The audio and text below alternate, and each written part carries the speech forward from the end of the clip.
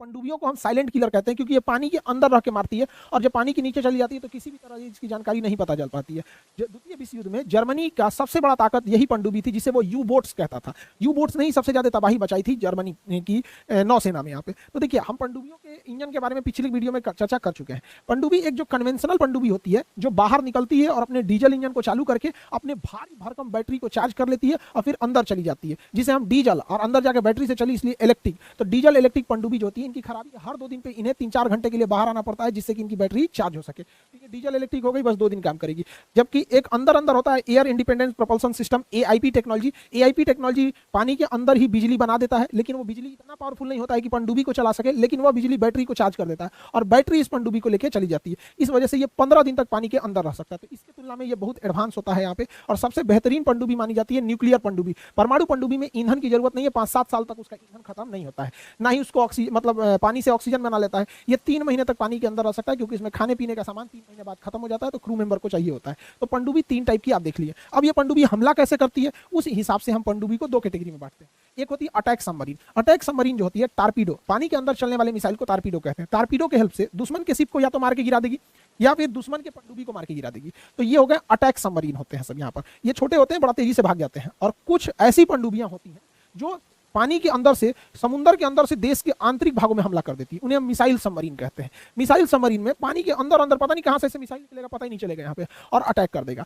Actually ये धमकाने के लिए ज्यादा होता है। ये तब इसका प्रयोग भी बहुत जरूरी भी है, होना भी जरूरी है, क्योंकि अगर हमारे देश पे अचानक 50 को कोनो परमाणु बम मार दे तो भैया हमारे पास रहना भी तो चाहिए दोबारा हमला करने के लिए। उसी को कहते हैं सेकंड स्ट्राइक। तो जब हमारे देश पे या किसी भी देश पे परमाणु हमला हो जाए तो सेकंड स्ट्राइक के लिए हम पनडुब्बियों का यूज करते हैं, क्योंकि वो पानी में रहती है, पता ही नहीं चल पाता यहाँ पे। या फिर आप किसी दूसरे देश पे डायरेक्ट फर्स्ट स्ट्राइक मारना चाहते हैं पानी के अंदर से, तो मार सकते हैं। तो परमाणु बम से हमला हो सकता है। यही है परमाणु बम जो जापान पे मारा था। साइज देख लीजिए, यहाँ पे लोड कर रहा है, ले जाके पटक दिया था यहाँ पे। पहला बम का नाम था लिटिल बॉय, दूसरे का नाम था फैटमैन। तो पनडुब्बी देख लीजिए आप लोग, 2 टाइप की इन पनडुब्बियों को। इस प्रकार हम देखें कि इंजन के आधार पर हम पनडुब्बी को 3 भाग में बांट सकते हैं। कन्वेंशनल पनडुब्बी जो 2 दिन पे बाहर आएगी, एआईपी से इक्विप पनडुब्बी जो 15 दिन पे बाहर आएगी, और न्यूक्लियर पनडुब्बी जो 3 महीने पे बाहर आएगी। तो इंजन के हिसाब से पनडुब्बी को हम 3 भाग में बांट सकते हैं। बट हमको क्या मतलब है, उसमें हथियार कौन सा है, इस आधार पे देखते हैं। इंजन के आधार पे तो 3 भाग में हो गया। अब अटैक के हिसाब से इन्हीं पनडुब्बियों को 2 भाग में बांट सकते हैं। अगर मिसाइल मार रही है तो मिसाइल पनडुब्बी, और अगर अटैक कर रही है, टारपीडो मार रही है, तो टारपीडो पनडुब्बी। यहाँ पर जो दोनों काम कर सकती है उसे हम मल्टी रोल कह सकते हैं, उसे मल्टी रोल कहा जा सकता है। तो ये हो गई पनडुब्बी की कैटेगरी। अब भारत में कौन कौन सी पनडुब्बी है उसके बारे में हम लोग चर्चा कर लेते हैं, किस क्लास की पनडुब्बियां हैं। तो भारत में कई टाइप की पनडुब्बी हैं। प्रोजेक्ट 877 के तहत जर्मनी के से हम लोगों ने खरीदा पनडुब्बियों को। जर्मनी के सहयोग से हम लोग ने इस पनडुब्बियों को प्राप्त किया। ये 4 पनडुब्बियां हैं प्रोजेक्ट 877 के तहत जर्मनी के सहयोग से, जिसे हम सिसुमर क्लास कहते हैं। सिसुमर क्लास की पनडुब्बी में टोटल 4 पनडुब्बियां आती हैं। आईएनएस सिसुमर, आईएनएस संकुश, आईएनएस संकुल और आईएनएस साल्की। ये 4 पनडुब्बियां आती हैं सिसुमर क्लास में।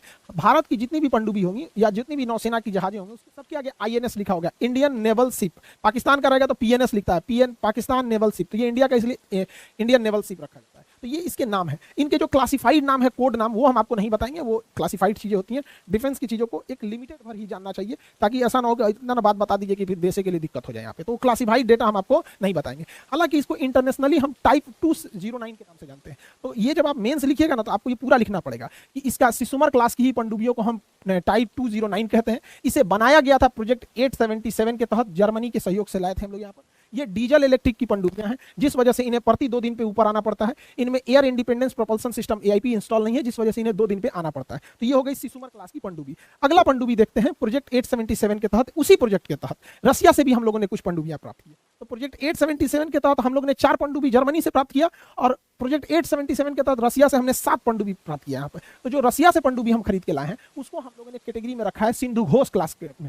सिंधु घोष क्लास नाम है उसका। तो सिंधु घोष क्लास की पनडुब्बियां जो भी हैं, वो प्रोजेक्ट 877 के तहत रसिया से खरीद के आई हैं। उनमें 7 नाम जो है उनका, सब में आईएनएस लगा रहेगा, इंडियन नेवल शिप, और सब में इसमें सिंधु लगा रहेगा। तो देखिए, सिंधु घोष, सिंधु विजय, सिंधु केसरी, सिंधु कीर्ति, सिंधु राष्ट्र, सिंधु राज, सिंधु रत्न। तो ये पनडुब्बियां हैं यहाँ पे। एक तो पनडुब्बी 2013 में आईएनएस सिंधु रक्षक जो थी, वो अब तो इसमें सिंधु रक्षक नहीं रही, वो मझगांव डकयार्ड के बाद उसमें ब्लास्ट कर गया था यहाँ पर, तो वो नहीं रही अब इसमें यहाँ पे। तो ये हो गई आपकी सिंधु घोष क्लास की पनडुब्बी। ये भी उसी प्रोजेक्ट के तहत रसिया से खरीद के आई थी। इसी को हम लोग कहते हैं किलो क्लास। इंटरनेशनल अगर हम इसको पूछेंगे तो ये किलो क्लास की पनडुब्बी कहलाएगी, और इंडिया में अगर हम इन पनडुब्बियों को कहेंगे तो वो कहलाएगी आपकी सिंधु घोष क्लास की पनडुब्बी। इनकी भी खराबी है कि ये डीजल इलेक्ट्रिक पनडुब्बियां हैं, इनमें एयर इंडिपेंडेंस प्रोपल्शन सिस्टम नहीं है, जिस वजह से हर 2 दिन पे इन्हें बाहर आना पड़ता है और पे ट्रैक हो जाती हैं सब यहाँ पे रडार और सैटेलाइट में। इनका भी क्लासिफाइड नाम हम आपको नहीं बताएंगे यहाँ पे। अब हम देखते हैं अगला पनडुब्बी फ्रांस के सहयोग से, उसका नाम था, वो बनाया गया था प्रोजेक्ट, खरीद के आया था प्रोजेक्ट 75 के तहत। प्रोजेक्ट 75 के तहत टेक्नोलॉजी ट्रांसफर नहीं हुई, बट यहाँ बना भी सकते हैं लोग।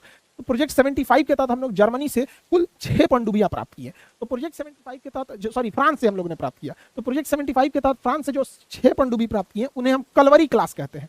कलवरी क्लास, उस सब में आईएनएस लगा रहेगा, आईएनएस कलवरी, आईएनएस करंज, आईएनएस खंडेरी, आईएनएस वेला, आईएनएस वारिस, आईएनएस वाक्सीर।